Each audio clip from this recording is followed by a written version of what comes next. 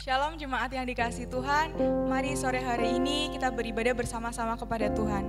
Sebelum ibadah, mari kita sama-sama berdoa. Terima kasih Tuhan Yesus untuk kesempatan hari ini kami masih boleh beribadah kepadamu ya Bapa. Terima kasih Tuhan Yesus, sekalipun kami beribadah dari rumah ya Tuhan, tapi biar hati kami, pikiran kami, jiwa kami boleh terfokus hanya kepadamu saja ya Tuhan. Biar setiap pujian, penyembahan yang kami naikkan Tuhan, itu boleh menyenangkan hatimu. Terima kasih ya Bapa, terima kasih di dalam nama Tuhan Yesus kami mengucap syukur. Haleluya, amin. Mari saudara-saudara kita muji Tuhan.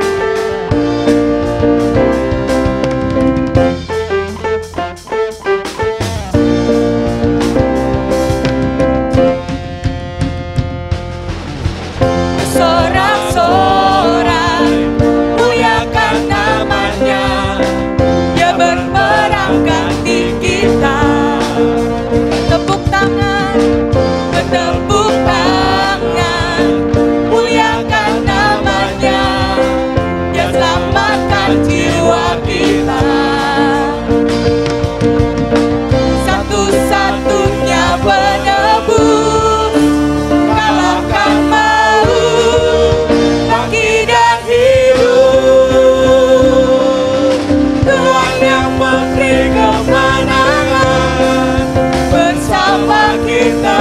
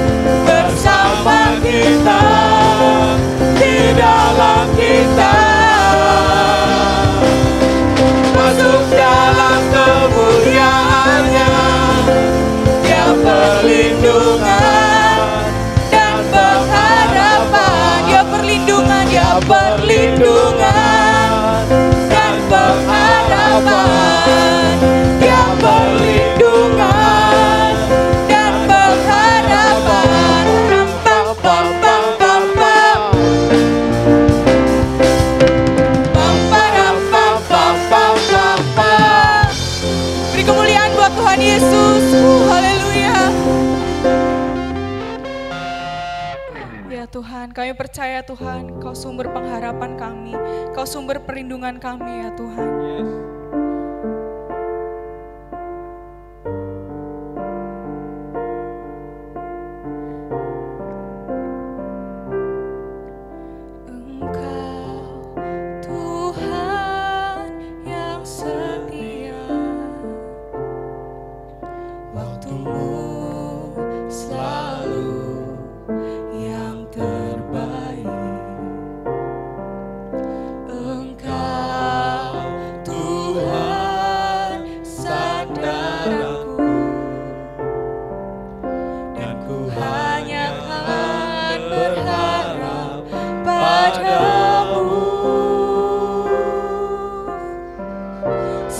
Satu-satunya yang ku andalkan,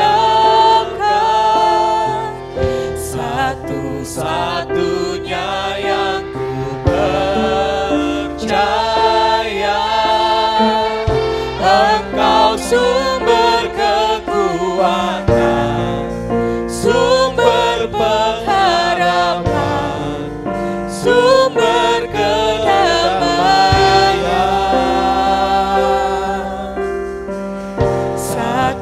satu-satunya yang ku andalkan,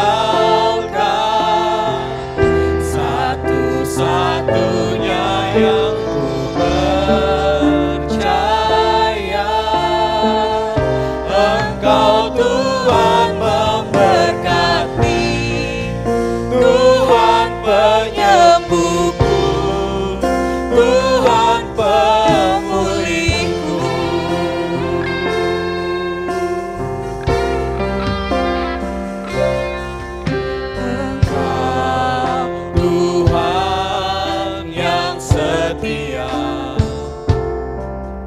Waktumu selalu yang terbaik.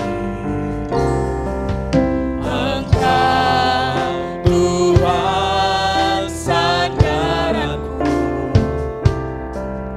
dan ku hanya akan berharap padamu. Satu-satunya yang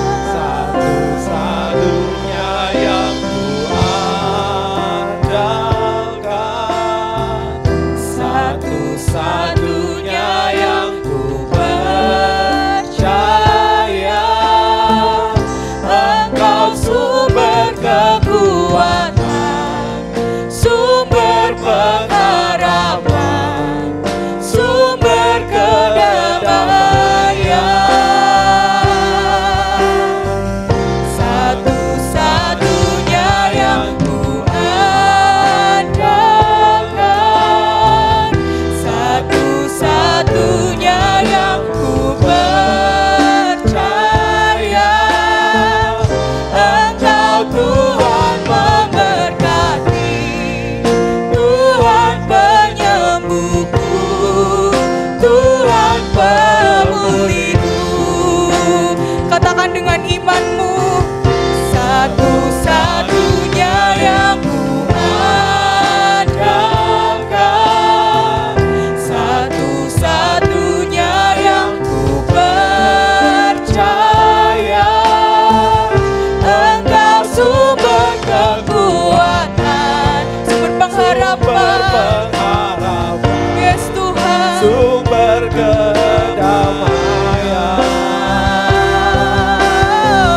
Satu-satunya yang ku andalkan, satu-satunya yang ku percaya. Engkau Tuhan memberkati, Tuhan penyembuhku, Tuhan pemulihku. Satu-satunya yang ku andalkan, satu-satunya yang ku percaya. Engkau sumber kekuatan, sumber pengharapan, sumber kedamaian.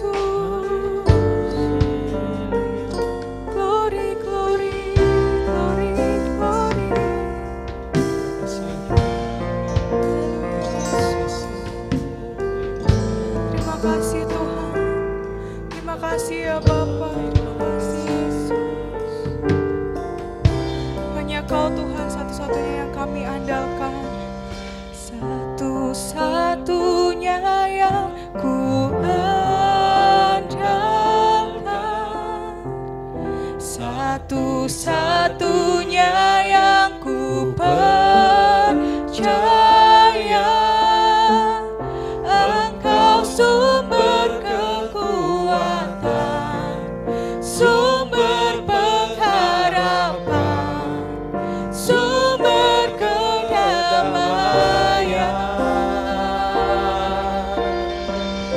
Satu-satunya yang ku andalkan, satu-satunya yang ku percaya.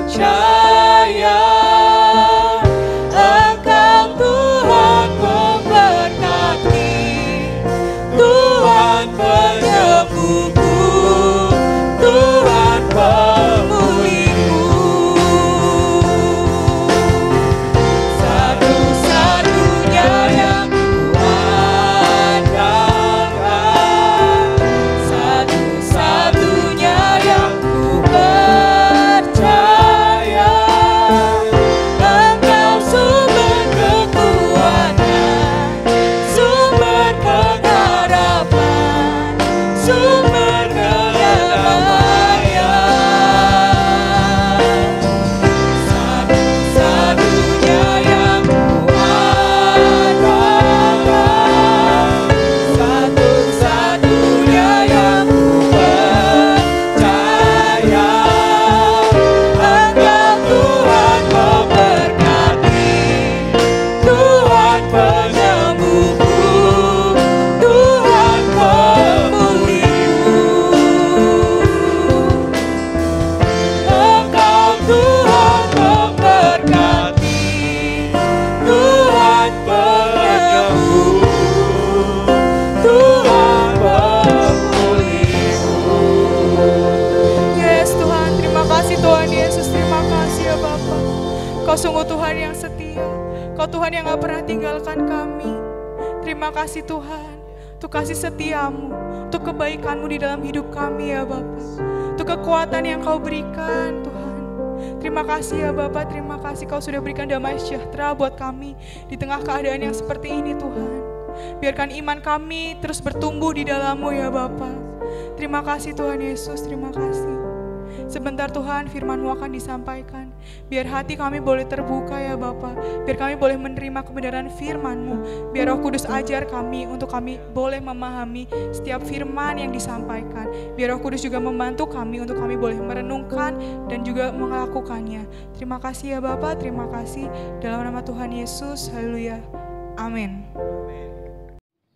Shalom saudaraku yang terkasih dalam Tuhan Yesus Kristus. Senang sekali saya Pendeta Ferry Felani dari GBI City Gate Jakarta bisa menjumpai Anda meskipun melalui tayangan video ini.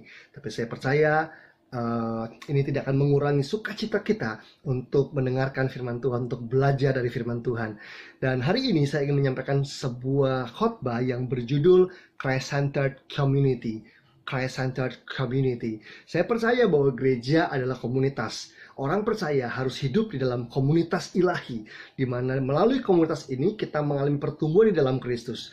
Nah, masalahnya Bapak Ibu, tidak semua komunitas yang ada berpusatkan Kristus. Ada banyak komunitas-komunitas yang hari-hari ini berpusatkan pada manusia, pada ide manusia, pada keinginan manusia, pada program manusia. Mari kita belajar dari satu komunitas yang ada di jemaat, yaitu di kota Filipi, yaitu jemaat di Filipi, yang notabene merupakan salah satu contoh dari komunitas yang sehat.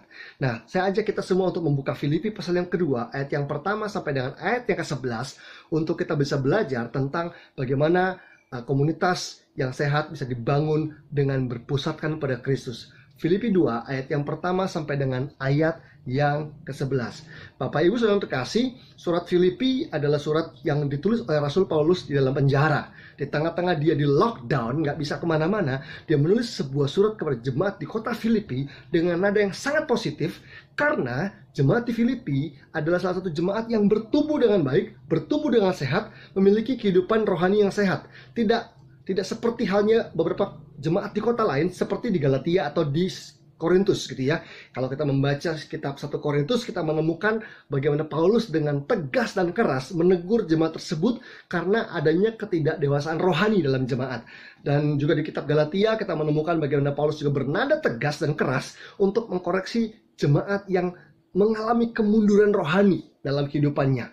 Nah, di surat Filipi, Paulus punya nada yang sangat positif dan dia mengatakan bagaimana dia bersuka cita setiap kali mengingat jemaat di Filipi. Bagaimana dia selalu bersyukur kepada Tuhan oleh karena pertumbuhan iman, pertumbuhan rohani yang terjadi dalam komunitas jemaat di Filipi. Saya berdoa dimanapun Anda berada Bapak Ibu, Anda berada dalam komunitas yang sehat. Saya berdoa supaya kehidupan rohani Anda senantiasa bertumbuh menjadi komunitas yang bertumbuh menjadi kehidupan rohani yang kuat dan sehat. Kalaupun belum, mari sama-sama kita belajar dari firman Tuhan, karena saya percaya firman Tuhan adalah panduan bagi kita untuk kita belajar untuk menjadi umat, menjadi orang Kristen, bahkan menjadi komunitas seperti yang dikehendaki Allah. Filipi 2 ayat yang pertama sampai dengan ayat yang ke-11, kita akan belajar tentang Christ-centered community.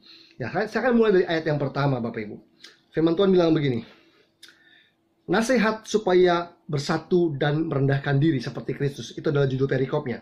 Ayat yang pertama bilang gini, jadi karena dalam Kristus ada nasihat, ada penghiburan kasih, ada persekutuan roh, ada kasih mesra, dan belas kasihan. Ayat yang kedua bilang, karena itu sempurnakanlah sukacitaku dengan ini. Hendaklah kamu sehati sepikir dalam satu kasih, satu jiwa, satu tujuan. Oke, saya stop sebentar di sini Bapak Ibu. Bapak Ibu saya kasih di ayat yang pertama ada 5 kata penting yang dibutuhkan oleh komunitas yang sehat. Ada 5 kata penting, 5 hal penting yang harus ada dalam komunitas yang sehat. Dikatakan bahwa di dalam Kristus ada nasihat, ada penghiburan kasih, ada persekutuan roh, ada kasih mesra, dan belas kasihan. Bapak Ibu Saudara terkasih, coba perhatikan kata ini. Dalam Kristus. Jadi karena dalam Kristus ada 5 hal tadi. Nah, kata dalam Kristus itu ternyata memiliki makna yang dalam Bapak Ibu. Bukan sekedar karena kita adalah orang Kristen, karena kita adalah orang yang beragama Kristen, karena kita rajin ke gereja. Bukan itu. Tetapi dalam Kristus artinya adalah sebuah sikap hidup di mana kita mengizinkan Kristus menguasai kehidupan kita. Di mana kita mengizinkan Kristus membatasi kehidupan kita. Di mana kita mengizinkan Kristus untuk memenuhi seluruh kehidupan kita. Jadi dalam Kristus punya makna yang tidak dangkal. Misalkan saya mengatakan ini bahwa saya menaruh sebuah koin di dalam sebuah kotak. Maka kotak yang ada itu membatasi koin tersebut. Jadi karena koin itu ada di dalam kotak. Nah, Bapak Ibu Saudara kasih, waktu kita bilang hidup kita di dalam Kristus, artinya hidup kita dikuasai oleh Kristus, dibatasi oleh Kristus, dipenuhi oleh Kristus, sehingga hasilnya akan keluar 5 hal ini gitu ya dalam kehidupan kita. Dan saya percaya ini adalah 5 hal yang sangat dibutuhkan oleh komunitas orang percaya dan harus ini mengalir keluar dalam kehidupan komunitas kita. Ada nasihat, penghiburan kasih, persekutuan roh, kasih mesra, dan belas kasihan. Oke, saya akan mulai membahas kelima hal ini terlebih dahulu sebelum kita akan mempelajari hal-hal berikutnya di ayat-ayat berikutnya. Jadi dalam Kristus ada, yang pertama adalah nasihat. Bapak Ibu Saudara terkasih, saya percaya di dalam komunitas kita perlu nasihat. Orang percaya memerlukan nasihat. Untuk kita bisa bertumbuh dengan sehat, kita memerlukan nasihat. Jangan menolak nasihat, tapi yuk belajar untuk menerima nasihat, memilah nasihat, bahkan kita menangkap dan menghidupi nasihat-nasihat yang benar untuk kita bisa bertumbuh dalam keserupaan dengan Kristus. Kata nasihat di dalam ayat ini menggunakan kata Yunani paraklesis. Paraklesis itu punya pengertian encouragement maupun exhortation. Jadi bisa berarti sebuah dorongan atau motivasi, sebuah support, tapi juga bisa bicara soal koreksi atau sebuah hardikan atau teguran. Nah, jadi Bapak Ibu Saudara terkasih, dalam komunitas kita memerlukan 2 hal itu. Kita memerlukan nasihat dalam 2 sisi, dalam arti yang positif, dalam arti mensupport, motivasi, maupun dalam arti mengkoreksi maupun menegur. Nah, kita memerlukan nasihat dalam bentuk ini Bapak Ibu, paraklesis. Nah, kalau disimpulkan dari kata encouragement dan exhortation yang terkandung dalam kata nasihat, sebetulnya tujuan dari nasihat adalah untuk mengarahkan orang percaya, untuk mengarahkan kehidupan kita, mengarahkan pola pikir kita, mengarahkan perilaku kita, mengarahkan pilihan dan keputusan kita, termasuk juga mengarahkan jalan hidup kita. Saya percaya dalam komunitas kita perlu diarahkan Bapak Ibu. Jadi yang pertama, kita membutuhkan nasihat di dalam komunitas untuk bisa diarahkan, mengalami pengarahan daripada Tuhan sendiri. Nah yang kedua, kita memerlukan penghiburan kasih. Saya percaya kita semua dalam komunitas memerlukan penghiburan kasih. Karena itu di dalam komunitas, penghiburan kasih ini harus menjadi hal yang penting untuk ada, untuk termanifestasi, menjawab kebutuhan-kebutuhan yang ada di dalam komunitas kita. Penghiburan kasih di dalam bahasa Yunani-nya, kata penghiburan di sini menggunakan kata paramution. Paramution. Apa itu paramution? Paramution adalah tindakan persuasif. Tindakan untuk mendekati seseorang untuk tujuan membangkitkan atau menstimulasi sesuatu dari dalam diri orang tersebut. Jadi paramution itu artinya mendekati seseorang untuk tujuan membangkitkan atau menstimulasi sesuatu dari dalam diri orang tersebut. Bapak Ibu saudara terkasih, kita memerlukan penghiburan kasih, bukan sekedar penghiburan semu. Ada banyak orang percaya punya masalah dan dia mencari penghiburan-penghiburan dari dunia. Nonton TV lah, pergi shopping lah, pergi liburan. Bukannya nggak boleh, tapi saya percaya bahwa hal tersebut tidak seharusnya menjadi pelarian waktu kita dalam masalah. Karena kalaupun kita punya masalah dan kita nggak menghadapinya dengan benar, masalah yang kita hadapi nggak akan pernah selesai. Masalah yang terjadi nggak akan pernah selesai. Pergi ke mall, shopping, makan enak, pergi liburan nggak akan menyelesaikan masalah kita. Tapi saya percaya, kalaupun kita sedang dalam pergumulan, kita perlu penghiburan kasih, kita perlu paramution, kita perlu ada orang-orang yang mendekati kita untuk membangkitkan dan menstimulasi iman dalam hidup kita, membangkitkan dan menstimulasi pewahyuan dalam diri kita, membangkitkan dan menstimulasi kasih dalam diri kita atau pengampunan dalam diri kita. Bapak Ibu saudara terkasih, kita memerlukan penghiburan kasih, bukan sekedar penghiburan semu, bukan sekedar bilang, oh jangan khawatir, Tuhan pasti berkati, oh jangan takut, Allah pasti bela kamu. Bukan sekedar penghiburan yang sekedar seperti itu, tapi sebuah penghiburan yang betul-betul dikerjakan oleh manifestasi Kristus dalam hidup orang percaya yang akan membangkitkan dan menstimulasi kekuatan Allah dalam hidup seseorang. Itu yang perlu ada dalam komunitas. Hal yang ketiga yang perlu ada dalam komunitas adalah persekutuan roh. Persekutuan roh. Nah, Bapak Ibu saudara kasih, kata persekutuan menggunakan kata koinonia. Koinonia itu artinya fellowship, communion, atau juga bisa intimacy. Nah, kita perlu persekutuan di dalam komunitas kita. Jangan sampai kita cuma ngumpul tanpa ada persekutuan. Di mana ada persekutuan, ada interaksi di situ, ada komunikasi di situ. Tetapi yang menarik adalah persekutuan di sini bukan sekedar persekutuan fisik saja, di mana fisik yang berinteraksi, atau juga bukan sekedar persekutuan jiwani, di mana jiwa kita saja yang berinteraksi, pikiran dengan pikiran, perasaan dengan perasaan, keinginan dengan keinginan, tetapi dikatakan persekutuan roh. Nah, apa bedanya? Begini Bapak Ibu saudara yang terkasih, kalau di dalam komunitas persekutuan kita hanya sifatnya jiwani semata, dari jiwa ke jiwa, maka jiwa itu sifatnya tidak stabil, berubah-ubah, ikut moodnya kita. Kadang perasaan kita naik turun, kadang pikiran kita berubah-ubah, kadang keinginan kita berubah-ubah. Tapi dibilang begini, bahwa di dalam komunitas harus ada persekutuan roh. Artinya interaksi, komunikasi, hubungan yang ada dalam komunitas itu dikuasai dan dikendalikan oleh Roh Kudus, oleh kepentingan Allah. Dan saya percaya kalau Roh Kudus yang memimpin interaksi kita, maka sifatnya stabil, bukan labil, bukan naik turun Bapak Ibu. Nah, kita perlu itu. Dan dikatakan waktu saya menggali lebih dalam apa arti dari persekutuan roh ini, ternyata adalah begini, bahwa tujuan dari persekutuan roh ini bukan sekedar ngumpul-ngumpul, bukan sekedar fellowship supaya kita happy, ada teman yang diajak ngobrol dan sebagainya, bukan. Tapi tujuan dari persekutuan adalah untuk menguatkan kehidupan kita, untuk menguatkan kehidupan orang lain, untuk menguatkan kehidupan orang percaya. Kalau tadi yang pertama, tujuan dari nasihat adalah mengarahkan, maka hal yang kedua, tujuan dari penghiburan kasih adalah membangkitkan sesuatu dalam diri seseorang. Tapi yang ketiga, persekutuan roh tujuannya adalah untuk menguatkan orang percaya. Yang keempat, kasih mesra. Kasih mesra itu diperlukan ada di dalam komunitas. Nah, kata kasih mesra yang digunakan dalam bahasa Yunani adalah splagnon.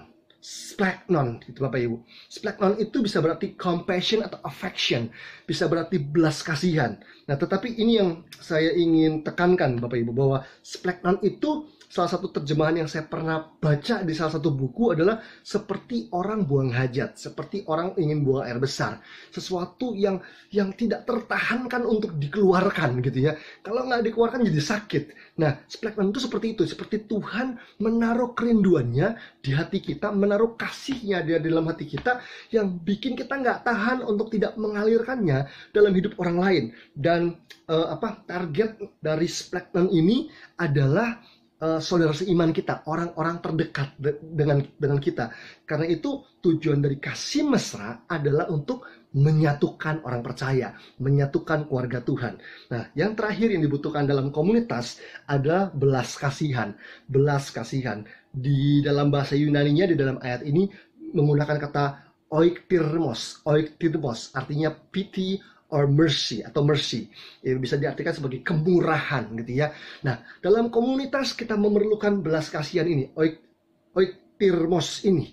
Nah, apa yang dimaksud dengan oiktirmos ini adalah sebuah sifat gitu ya, kemurahan, kebaikan hati yang menjangkau keluar. Nah, ini yang penting banget Bapak Ibu, bahwa apa yang Tuhan kerjakan dalam hidup orang percaya tidak boleh hanya berpusat pada diri sendiri saja. Walaupun dimulai dari diri kita, dia harus menjamah sampai ke keluarga rohani kita. Tapi nggak boleh berhenti di situ, bahwa itu harus mengalir keluar dari komunitas sampai menjangkau orang di luar komunitas. Jadi, kalau saya simpulkan dari ayat yang pertama dalam Filipi pasal yang kedua, dalam komunitas kita memerlukan 5 hal yang merupakan manifestasi dari sifat Kristus. Karena dalam Kristus ada 5 hal ini. Yang pertama ada nasihat, dengan tujuan untuk mengarahkan. Yang kedua adalah penghiburan kasih dengan tujuan untuk membangkitkan sesuatu dalam diri kita. Yang ketiga adalah persekutuan roh untuk tujuan menguatkan. Yang keempat, kita perlu kasih mesra untuk tujuan menyatukan orang percaya. Dan yang kelima, kita memerlukan belas kasihan atau kemurahan hati, kebaikan hati untuk menjangkau keluar. Dan saya percaya bahwa kelima hal ini harusnya ada sebagai manifestasi dari sifat-sifat Kristus dalam kita, Bapak Ibu Saudara kasih. Kita perlu manifestasi sifat-sifat Kristus ada di dalam komunitas.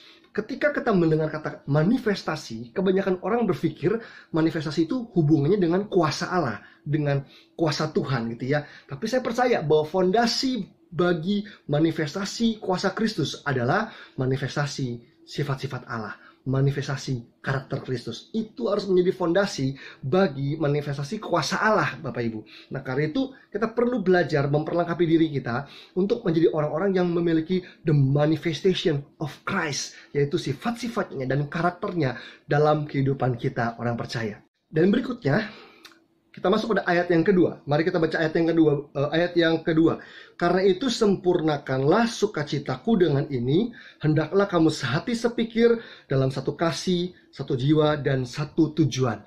Bapak Ibu Saudara yang terkasih, tujuan dari kelima hal tadi diberikan dalam kehidupan orang percaya adalah agar tercapainya kehidupan rohani yang sehat, kehidupan emosional yang sehat dalam kehidupan orang percaya. Jika kita memiliki kehidupan rohani yang sehat, jika kita memiliki kehidupan emosional yang sehat, maka salah satu hasilnya adalah akan terjadi kesatuan hati dalam kehidupan orang percaya.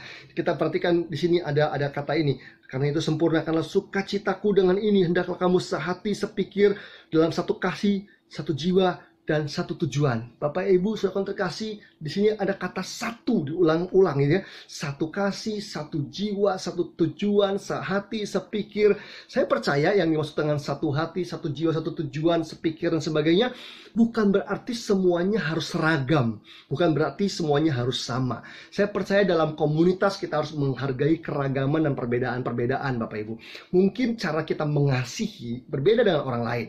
Mungkin goal dan tujuan kita secara pribadi, secara family berbeda dengan keluarga lain, dengan pribadi yang lain. Mungkin cara kita berpikir, cara kita mengekspresikan kepribadian perasaan kita mungkin berbeda dengan orang lain.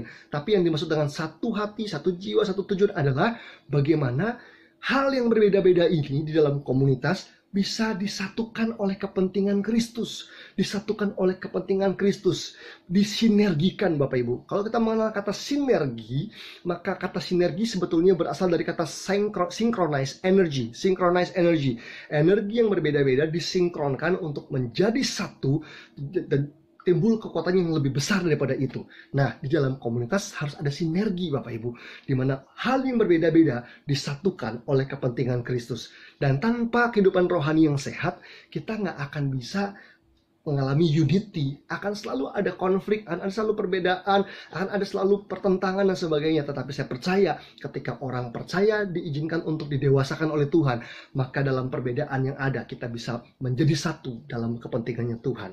Ayat yang ketiga dan ayat yang keempat, dengan tidak mencari kepentingan sendiri atau puji-pujian yang sia-sia. Sebaliknya, hendaklah dengan rendah hati yang seorang menganggap yang lain lebih utama daripada dirinya, dan janganlah tiap-tiap orang hanya memperhatikan kepentingannya sendiri, tetapi kepentingan orang lain juga. Bapak Ibu, saudara terkasih, saya percaya bahwa manifestasi sifat-sifat Kristus itu perlu ada dalam komunitas. Dan salah satu bentuknya tadi ada unity, ada kesatuan hati. Nah, hal lain lagi yang perlu ada ketika sifat-sifat Kristus itu termanifestasi dalam komunitas, maka akan ada sebuah pertumbuhan rohani di mana pertumbuhan tersebut mengubah fokus hidup orang percaya. Nah, Bapak Ibu saudara kasih, pertumbuhan rohani itu salah satu yang menjadi esensinya adalah begini, kehidupan yang berpusat pada diri sendiri akan diubah fokusnya, akan digeser fokusnya, sehingga kita berpusat pada Kristus dan juga pada jiwa-jiwa. Nah, saya percaya bahwa pertumbuhan rohani akan membawa seseorang untuk keluar dari fokus hidupnya yang berpusatkan diri sendiri, yang egois, yang humanistik, yang self-centered. Karena itu kita perlu menghidupi kekristenan yang Christ-centered, berpusatkan Kristus, bukan berpusat pada diri sendiri. Karena itu kita perlu ini kan, bahwa dengan tidak mencari kepentingan sendiri dan puji-pujian yang sia-sia, Bapak Ibu saudara kasih, semua orang sedang berlomba-lomba untuk mencari kepentingannya sendiri. Semua orang.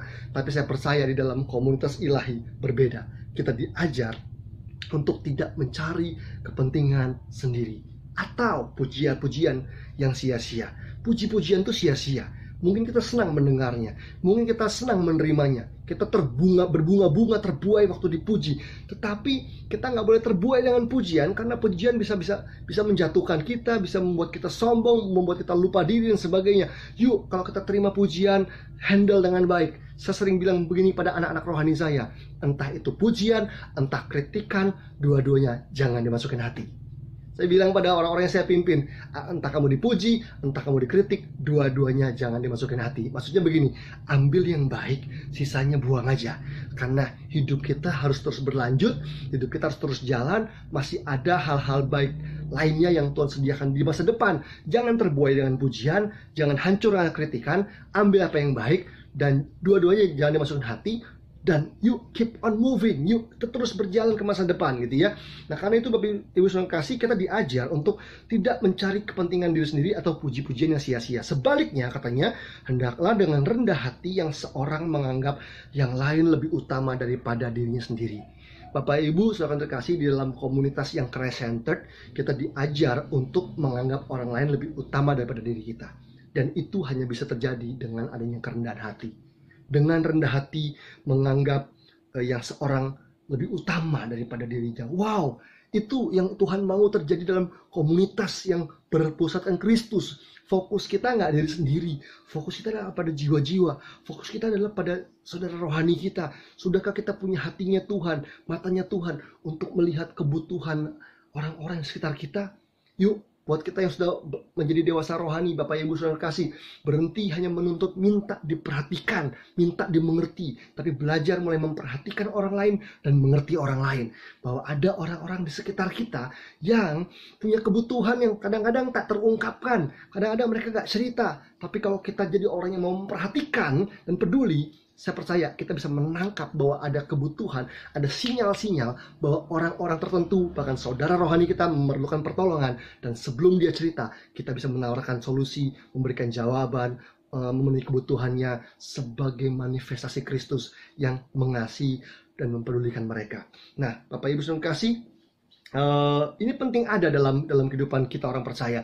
Jadi bagian yang pertama, ayat yang pertama sampai ayat yang keempat ini dari Filipi pasal kedua bicara soal manifestasi sifat-sifat Kristus, manifestation of Christ. Nah, saya ajak kita untuk melihat ayat yang kelima sampai ayat yang ke-8.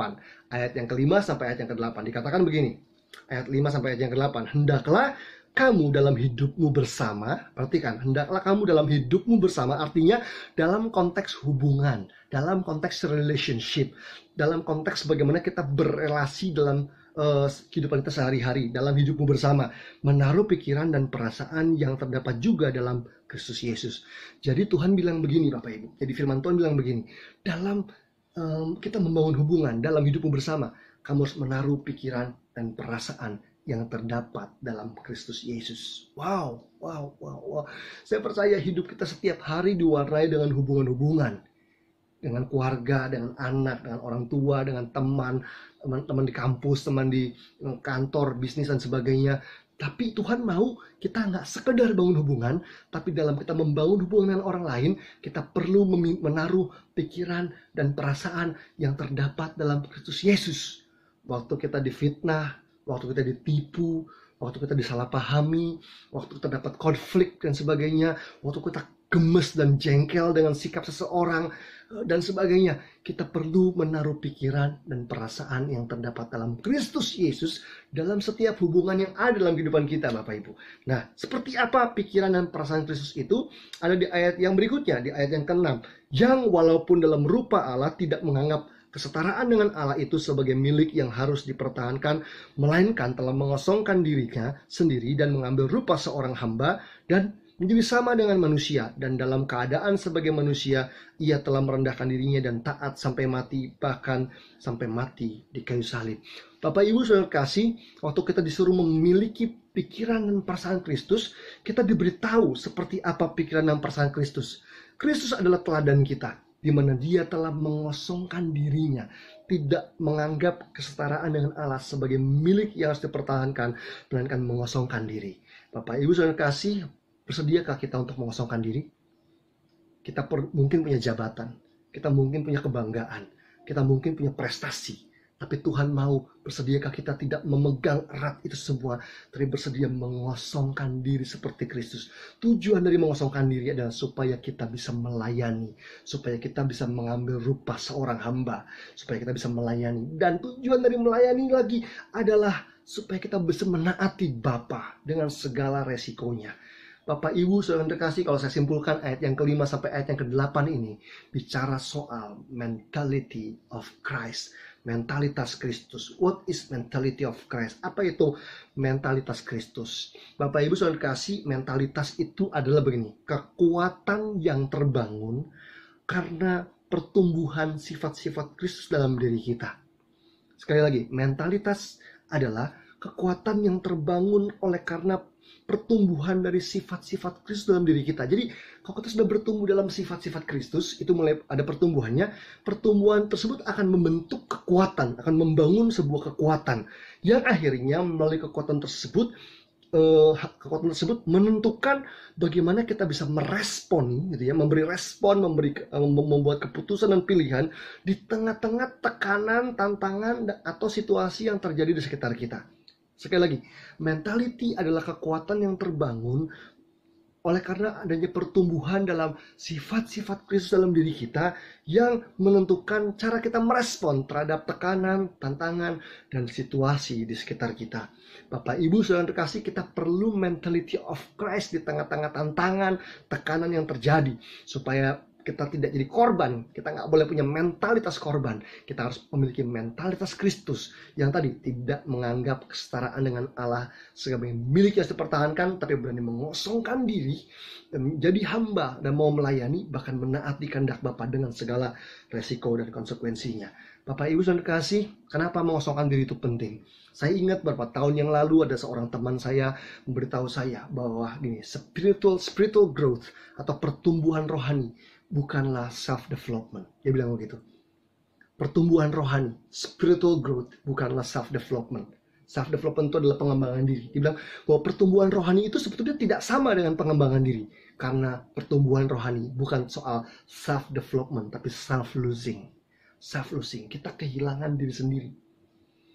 Kita kehilangan diri sendiri. Yohanes 3:30 bilang begini, Bapak Ibu. Aku harus makin kecil, tapi dia harus makin besar.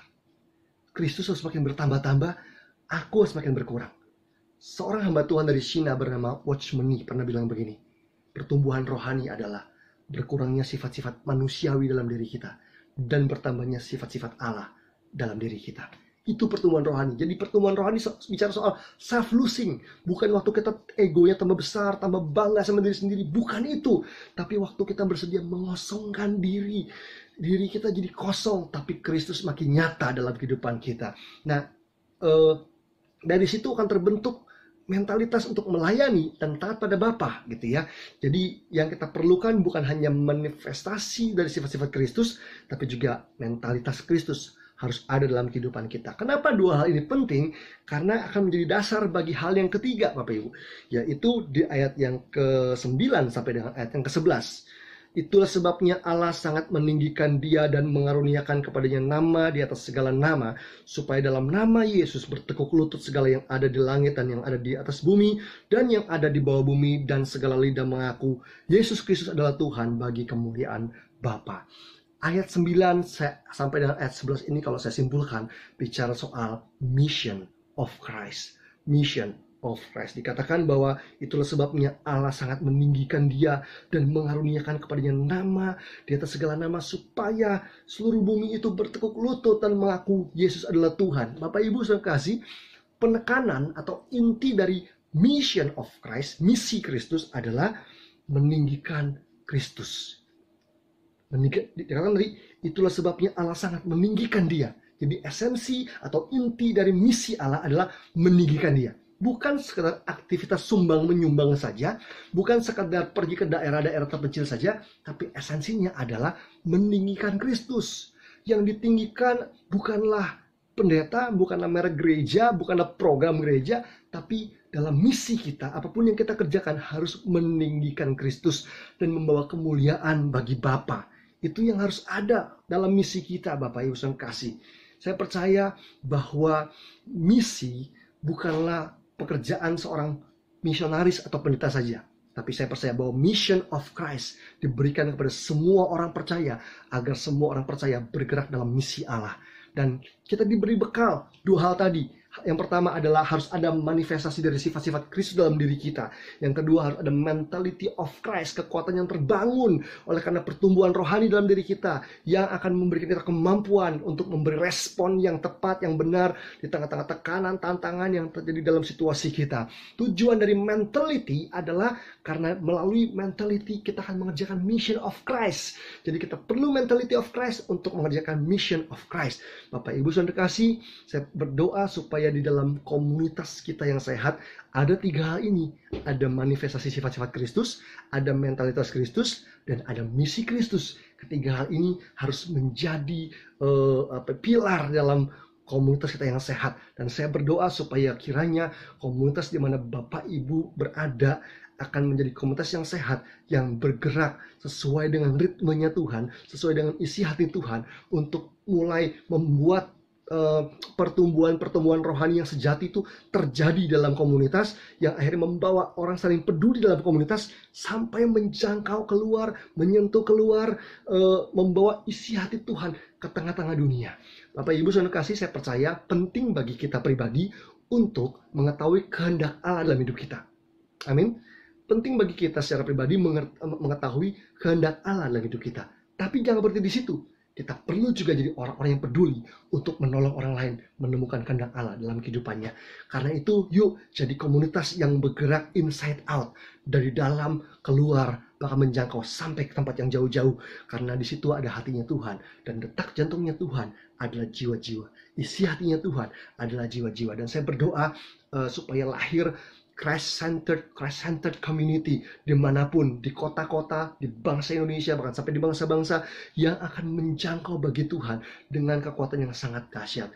Bapak Ibu Saudara kasih, karena itu yuk, saya percaya momen pandemi COVID-19 sedang mengarahkan kita kembali pada hal-hal yang esensi, bahwa di dalam gereja ada banyak hal yang nggak terlalu esensi, aksesoris. Ada boleh, nggak ada, nggak apa-apa. Tapi ada hal yang esensi, lebih daripada sekedar kebaktian, lebih daripada sekedar screen yang bagus, musik yang keren di dalam komunitas kita. Ada apapun yang acara-acara yang bagus sekalipun, tapi jangan sampai kita kehilangan 3 hal tadi, Bapak Ibu. Jangan sampai kita kehilangan yang namanya manifestasi sifat-sifat Kristus yang menjadi dasar bagi manifestasi yang lainnya. Yang kedua, harus ada mentality of Christ, mentalitas Kristus, kekuatan yang terbangun dalam diri kita untuk meresponi keadaan sekitar kita, dan terutama untuk mengerjakan mission of Christ. Misi Allah harus dikerjakan melalui komunitas. Saya percaya komunitas ada bukan cuma untuk ngumpul-ngumpul, sekedar seru-seruan, tetapi komunitas Kristus ada untuk mengerjakan misi Allah. Karena saya percaya Tuhan belum selesai dengan apa yang dikerjakannya. Betul bahwa di kayu salib karya keselamatan itu perfect, sempurna. Tetapi ada banyak orang yang belum mengenal Kristus, ada banyak orang yang belum diselamatkan. Meskipun karya keselamatan sudah sempurna, tetapi misi Tuhan masih terus berjalan, dan kita semua dipanggil untuk terlibat di dalam misi tersebut untuk menjangkau jiwa-jiwa bagi kemuliaan Bapa. Terima kasih Bapak Ibu Saudara kasih, saya berdoa betul-betul supaya pesan ini tertanam di hati kita dan menjadikan kita orang-orang percaya yang hidupnya berpusatkan pada Kristus dan mengalami kepenuhan Kristus, mengalami supremacy of Christ, keutamaan Kristus, dan yang pada akhirnya kita meninggikan Kristus dalam kehidupan kita dengan menghasilkan buah-buah yang sesuai dengan kebenarannya. Terima kasih, Tuhan Yesus memberkati kita semua, dan saya berdoa kiranya dimanapun Bapak Ibu Anda berada, Anda menjadi orang percaya yang kuat dan senantiasa hidup berkemenangan. Tuhan Yesus memberkati kita semua. Puji nama Tuhan, Bapak Ibu yang dikasihi Tuhan. Kita akan segera selesaikan ibadah kita hari ini. Waktu terus berjalan, tidak terasa sudah 2,5 bulan kita tidak beribadah dalam gedung gereja. Tapi kita tetap percaya di rumah kita masing-masing Tuhan ada, Dia melawat kita sebab Dia adalah Tuhan yang baik. Mari kita bersama-sama naikkan pujian, kita tinggikan Tuhan. Dia Tuhan yang baik. Haleluya. Thank you Jesus. Ya Allah,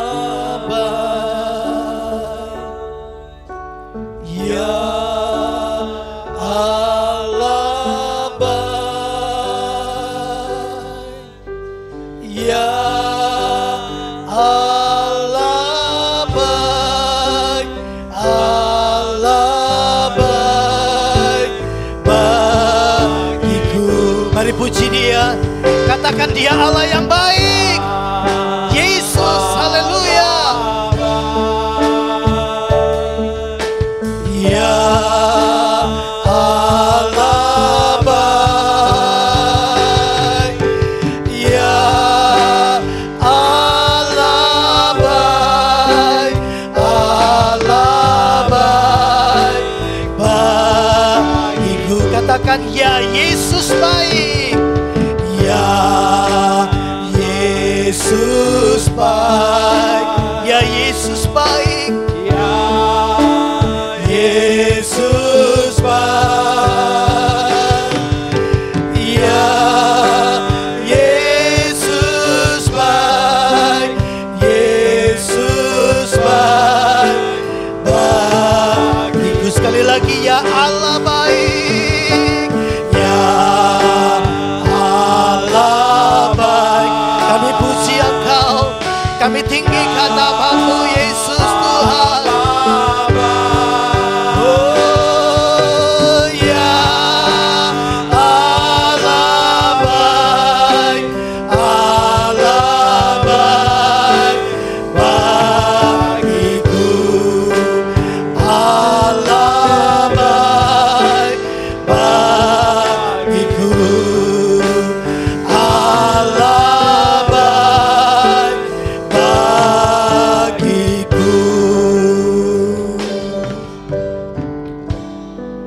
Kami bersyukur apapun yang kami jalani hari-hari ini. Kami tahu Tuhan Engkau mengasihi kami dengan kasih tanpa syarat, dengan kasih yang sempurna, dengan kasih yang kekal. Engkau terus mau melanjutkan kasih sayang-Mu kepada setiap kami. Kami bersyukur sebab kami punya Tuhan yang baik. Kau Bapa yang baik bagi kami. Terima kasih Bapa. Di akhir ibadah kami hari ini, kami kembalikan segala pujian dan hormat, kemuliaan dan kuasa, kejayaan bagi Yesus Kristus, Tuhan kami yang hidup, Juru Selamat kami. Terima kasih. Terima kasih. Kami akan selesaikan ibadah kami. Kami mengangkat tangan kami di hadapan Tuhan. Kami akan terima berkat yang terbaik dari Allah Bapa. Kasih sayang, kasih karunia demi kasih karunia dari Yesus Kristus Tuhan. Pertolongan, penyertaan dari Allah Roh Kudus itu senantiasa menyertai kami, menjadi bagian yang terbaik dari hidup kami. Kami terima berkat Abraham, Ishak dan Yakub, berkat yang disempurnakan di dalam Kristus Yesus Tuhan kami. Kami terima berkat ini di dalam satu nama, Tuhan Yesus Kristus. Setiap kita yang percaya terima berkat ini, mari bersama-sama katakan amin. Tuhan Yesus memberkati kita semua.